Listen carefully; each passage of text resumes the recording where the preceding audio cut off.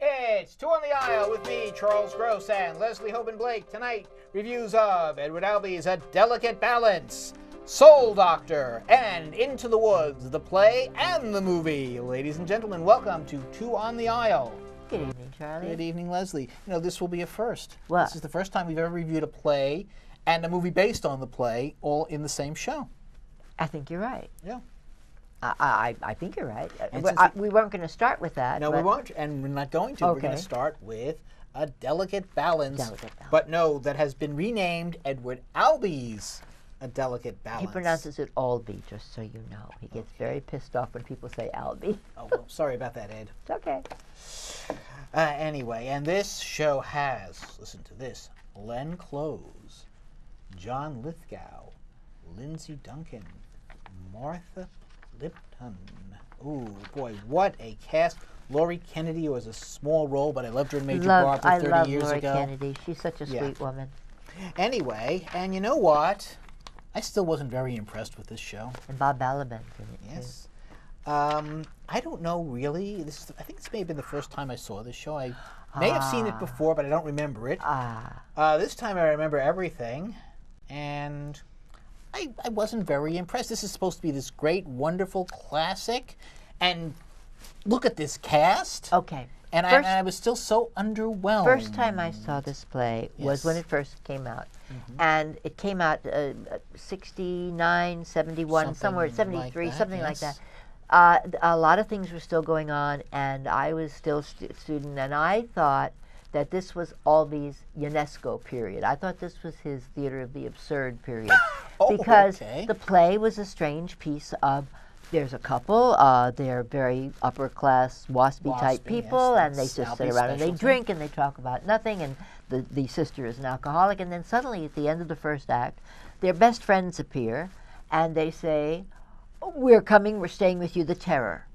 And curtain, and you go, what terror, who, what, you know, you sort of wake up and you pay attention, and you don't know what the terror is, and then the second act is about, should we let them stay? They're our friends, we should let them stay, and then they decide to go.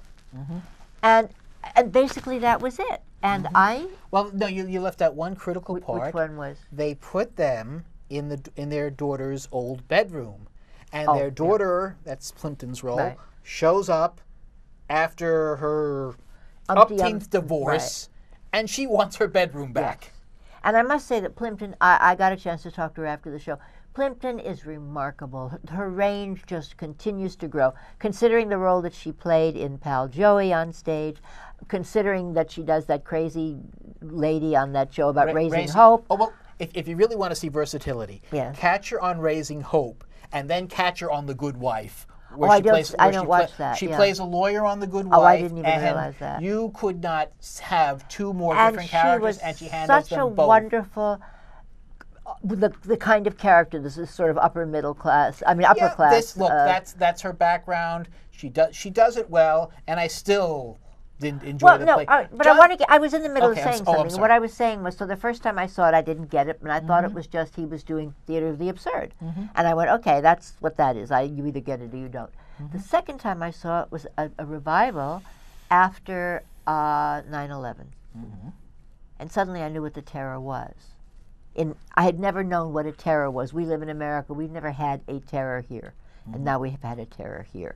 And suddenly this play was brilliant to me. Not just because it was a brilliant production, but it was brilliant. And this one was a fine wine. And I don't mean with an H, I mean fine wine. This was beautifully cast, chilled to just the right moment, you know, decanted gorgeously, and served in a perfect glass. It was a wonderful, wonderful production of this play. You haven't had the luxury of seeing it all these times. So you're saying that I'm going to have to see it two more times over the next 40 years. Yes, and hopefully not have to live through another. Maybe, but but I'm trying to explain how I came to enjoy it because catch me in 40 years, but you have. It's a date. You know, you know what? I took a sip of that wine, and. Somehow it tasted a little vinegary to me. Yeah, I got you. I understand. I must say that there's this one big scene where John Lithgow is telling his friends, "No, we don't want you to stay, but you must stay. You've earned the right to stay," and it's It sounds like the most ridiculous speech I've ever heard. But it makes sense if you parse it. Okay. If you take a 40-year relationship, which is what they have, and if you've had long-term relationships, friendly relationships. I lost a friend a couple of years ago, and I don't mean I lost her like she died. I mean I lost her because I did something and she went, "That's it, I don't ever want to talk to you again." And I went, "You're kidding me." And she went, "No, I'm not." And that was the end. I mean, I never heard of anything like that. So there again, I have a connection that you obviously don't have to something like that. That's not as true as you might think. Well, okay, no, I would hope not. It's a terrible thing because you think this is. I went back and found a card the other day from her, and it said, "I'm so glad we're still friends." It was like 2009, and I'm going like, "Well, we're not anymore." It's very funny, but it's about friendship, and it's about being these upper class people and being too uptight to be able to be real about anything. Maybe, but maybe that's the thing. It didn't feel real to me. I mean, yes, I could to an extent identify with the daughter wanting her room back, but you want to say it, lady, you've been married, you have children. She's a spoiled brat, and they know she's a spoiled brat, and they can't do anything about it. Well, they they made her. They created her, and so in their own image, as it were, and. But I must say, I just have to say that Glenn Close was phenomenal in that role. Now, she was? Yeah. I saw Katharine Hepburn in the film, and she was not phenomenal. I will tell you. Am I doing something wrong? I thought I'm just going to adjust your... Thank you. It doesn't rub against the microphone. Thank you, Daddy. I thought Glenn Close was barely there. Oh. This is supposed to be... Again, maybe this was what I had read about the play, is that she's supposed to be this very strong, dominating. Well, she wasn't. She fades into the background most of the time. Oh, no. Well, on the night I saw it, that was... Well, see, John Lithgow is the one fading into the background until his moment. He just sits there and drinks and goes, and drinks and goes, It's very hard to play a role like that. But no, I guess you saw it on a different night than I did, and we always. I think we have other plays to talk about, so we have to. So, obviously we had very strong and very different feelings about Delicate Balance, which I think Albee would be very pleased about. That after all this time, the play could, get that kind of reaction. I guess. And I don't think he'd be happy with my reaction. And how many playbills would you give it? 2.5. Okay, I'll up yours and say 4. Okay. That's how much I liked it, and it's been a long time since I've given anything a 4. I really, really enjoyed it, and it's a fine production of that particular play, which is a difficult play. Yes. No question. Yes. So now we're going to go into this wonderful... Oh, you're not going to talk about Soul yes, Doctor? of course. I think we switched things, but that's okay. This is an interesting thing. It's very rare that a Broadway musical gets another chance so quickly after on Broadway. A year and a half. There have been shows that have run on Broadway, like Avenue Q and Rent.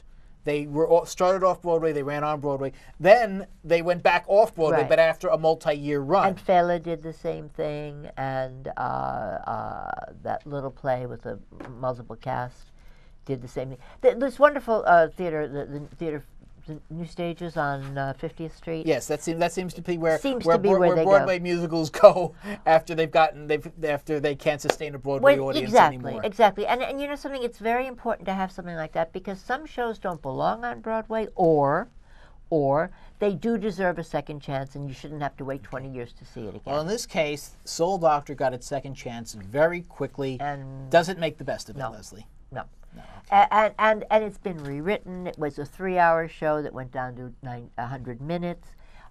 It's got the blessing of Mr. Carlsbach's Rabbi Carlsbach. I just love that. Rabbi Carlsbach's daughter. They don't want this play to die, but it really should have a decent burial at this point. It's a big, splashy kind of. You feel good while he's singing. In this case, Josh Nelson is playing the role of Shlomo Carlebach. But this time they simply went, okay, he came from Germany and he went to, and now we get the music, and then it's music, and then so they focused the play better than when we saw it on Broadway, but I didn't care for the focus. It just was an excuse for him to sing. To me, I was thinking, gee, maybe the Broadway production was just so wonderful, or maybe just seen it for the first time, that I overlooked a lot of what I saw, of the flaws that I saw in this production.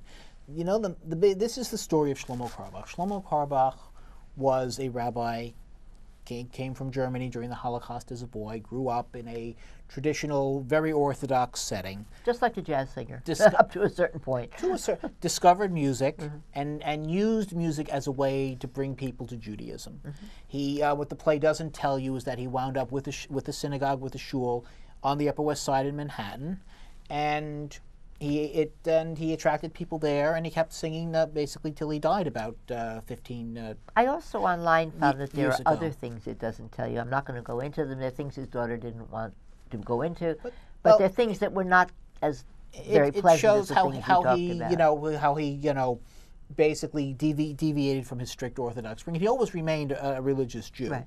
But he would perform. But he sang with Nina Simone, yes. you know. He sang in nightclubs. He sang in the Village.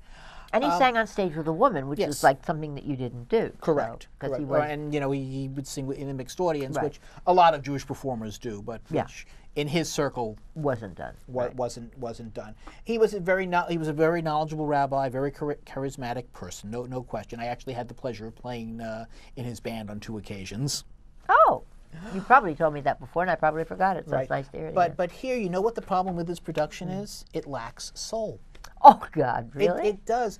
I didn't get Jewish soul. any type of soul. I didn't get the intensity that I got with the Broadway production. Well, he was too young and too good-looking in this. The other man who played him looked like the real Shlomo. He was a little overweight, a little schlubby-looking. And you had a strong production, which covered what certain flaws. It really told the story as it went along. But I think the main thing was, on the night that I saw it, Neshama Karbach was in the audience.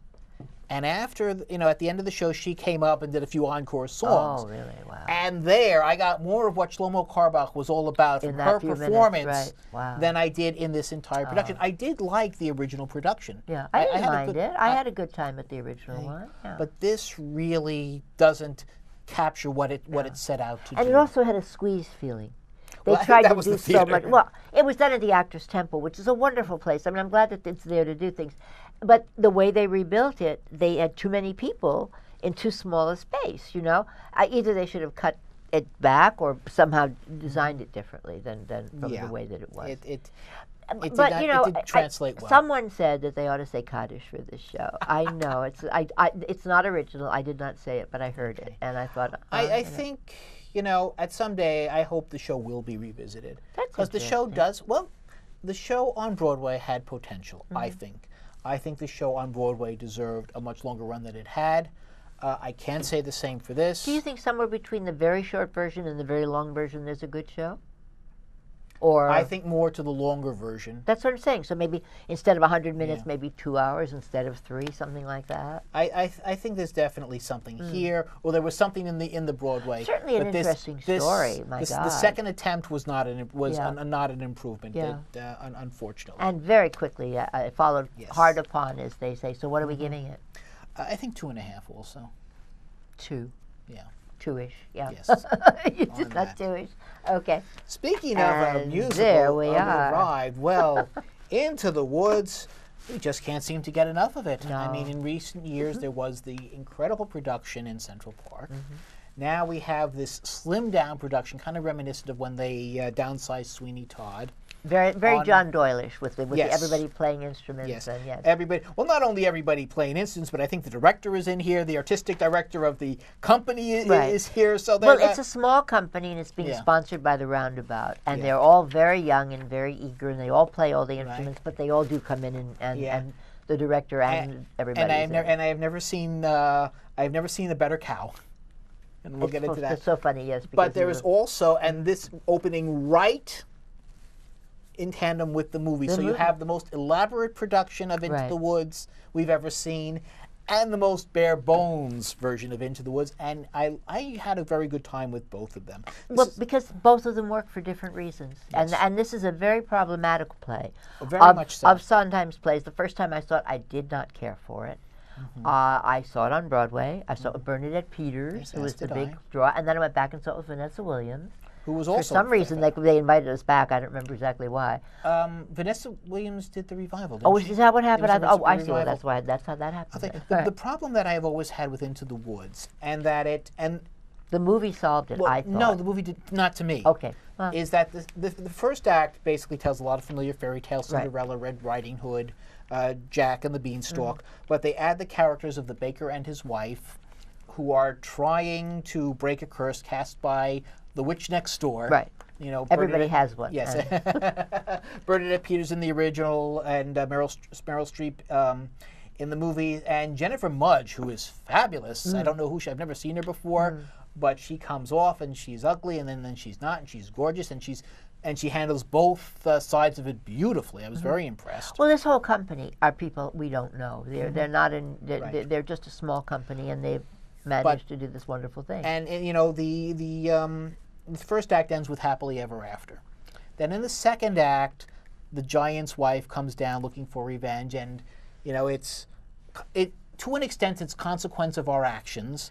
But my problem was, yes, life has adversary, and you know, you have to work for your happily ever after. But the fact is, everybody had already worked for it in the first act. Not necessarily. I mean, some of the people got them. I mean, Cinderella wished for hers and got it. You know, the baker's wife was working very hard for hers. As was the baker. You know, but in order for them to get theirs, other people had to lose something. So, I mean, Sondheim is a fascinating guy. He's a real. Well, don't forget James Lapine, who wrote the book for this. Well, you have to give him a lot. Absolutely, but it was, to me, it was handled very well in the Central Park version, where in the earlier versions there was a narrator. Interestingly, both the movie and this play don't have a character. But in the Central Park, the narrator was a little boy. Yes, which is lovely. The second act turns out to be a nightmare that this boy is having. He's reunited. To me, that worked better than any production I've seen before or since. It gave you a rationale. It gave a rationale for it. I understand. And here the flaws. But here, this production, you have a guy playing the cow, and there's this wonderful scene where Jack's mother is explaining, you know, Jack calls the cow a he, and the mother's saying, no, there's no such thing as a boy cow. Boy cows don't give milk. And here's this guy, balding and with a beard. Well, but that's a specific thing because of that particular actor. But it worked so beautifully. It did. This is the first time I've ever seen the cow steal the show. His name was? And I've seen some good shows. That is Andy, and this is going to be very hard to pronounce. Let me try to. I forget it. I don't even want it. Spell it very quickly. Grotlueschen. Glautelishon. Just so you know, and he's one of the directors. He's a co-director. And he plays one of the princes. Everybody, more or less, most of the cast plays multiple roles. You have Emily Young, who plays Red Riding Hood and Rapunzel. It's basically, I think it's only the witch, the baker, and his wife and apparently the mysterious man who makes who is also taken out of the movie. And interestingly, generally the narrator and the mysterious man have been played by the same person. But all in all, it's small and it's wonderful. The thing that got me was it's small, but it took longer than anyone I've ever sat through. It was 2 hours and 40 minutes long. And the movie is only 2 hours and 4 minutes long. So there's that extra. They don't have an intermission? They don't need one. The movie? The movie doesn't need one. And there are movies that do have intermissions. But I mean, we can sit through a 2-hour movie very nicely. Yes. Even without a bathroom break, we can do that, most of us. Now, the movie did the opposite of as you said, of what this play did. The movie, and we'll give playbills to each of them. Yes. So what the movie did was it went overboard. And Meryl Streep has always said she would never play a witch. And Meryl Streep was so thrilling as this witch. She was perfect. I can't imagine anybody who could have done a better job. And it's because but in the movie. In the movie. I'm talking about on a big screen kind of way. And she did all her own singing. The only real singer in the movie. Meryl Streep has done musicals on. Yeah, but she's not a singer. She's an actress who sings. Anna Kendrick, who played Cinderella, she's a singer. She has a voice, and she's going to be doing the last 5 years coming up by your favorite composer. And Emily Blunt as the baker's wife, was also fabulous. In fact, there's this great scene between her and the other Cinderella, where she's saying, "I need your shoe. Why? To have a baby." Yes. And then there's this wonderful scene where Cinderella is with her prince in the carriage, and the baker's wife is showing her the baby. Thank you, thank you. Cinderella is trying to kind of figure this out. This is something out of her reality, and this is a woman who talks to birds. Yes. In the play. Yes. And the thing is, I was heading somewhere, and I've lost where I was heading. James Corden. Yes, as the baker. Who was in that wonderful play where he fell down the stairs. Yes, One Man, Two Governors. And who was also in a wonderful episode of Doctor Who. 2 episodes of Doctor Who. And we'll be seeing him hosting a late-night talk show shortly. We will, and that's going to be very interesting. But anyway, so he was charming, just charming as the baker's, as the baker. Hapless baker, as the hapless baker. The hapless baker. And then you come into people like Johnny Depp as the wolf. There's a perfect bit of casting, my God, and he plays it to the hilt. That new character that he's playing, in the movies, he looks just like the wolf in that. He's got a mustache and that same devilish look in his eye. Yes. So I'll cut to the chase here. I mean, the 2 princes. You also have movie. Tracy Ullman in the movie. Yes, as Jack's mother. Jack's mother, and you have the 2 handsome princes being played by. Help me here. One is Chris Pine, I think. Yes, one is Chris Pine, and the other was. And.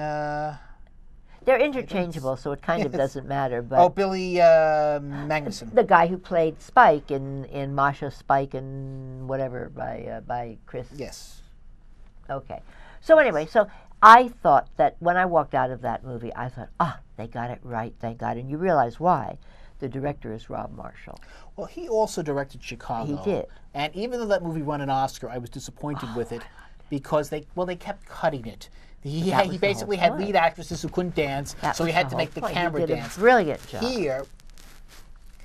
Here he went for reality. He went for realism here. He went for realism in Into the Woods. That's right. In the fairy tale. But it was a perfect kind of thing to do. Because he had good, solid actors. Absolutely. And he let them perform. And I did like. And the movie is still around. It's out on DVD, and the play is still running. Yes. For a while, anyway.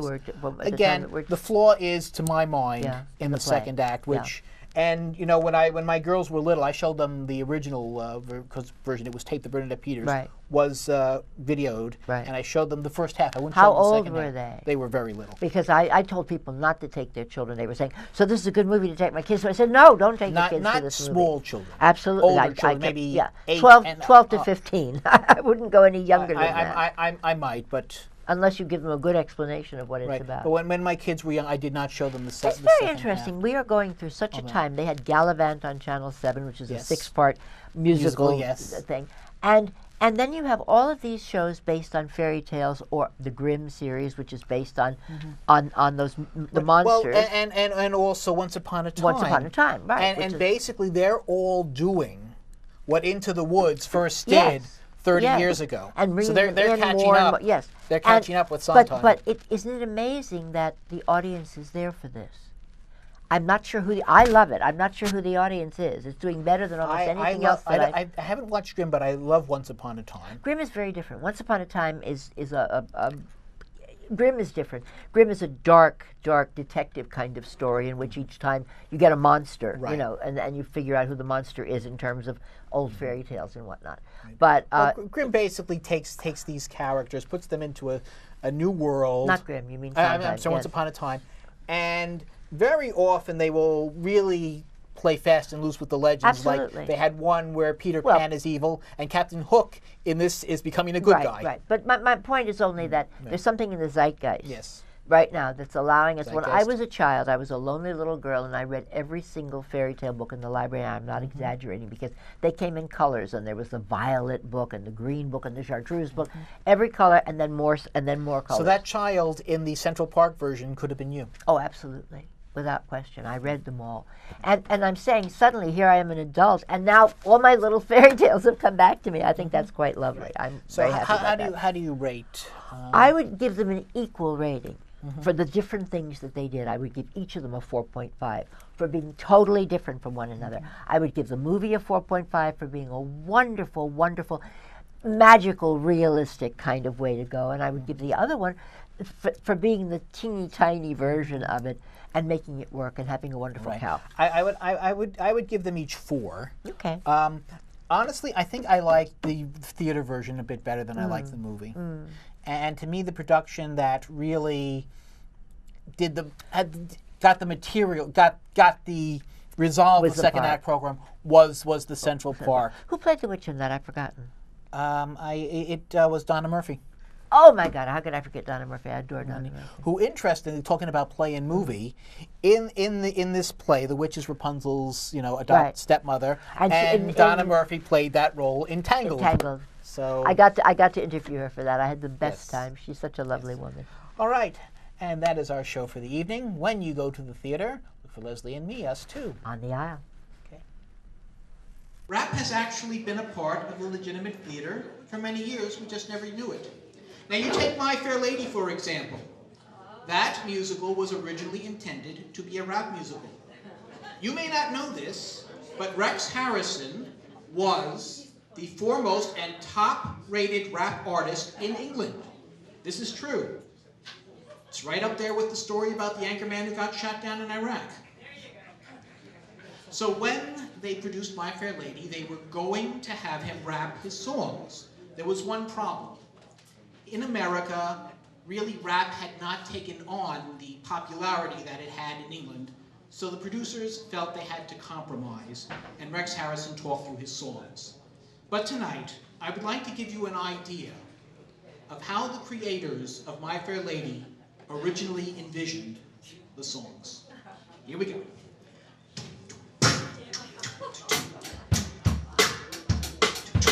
Why can't the English teach the children how to speak? This verbal class distinction by now should be antique. If you spoke and shoot a sir instead of how you do, why you might be selling flowers too. Yes, you and you and you, even you might be selling, you might be selling, you might be selling flowers too.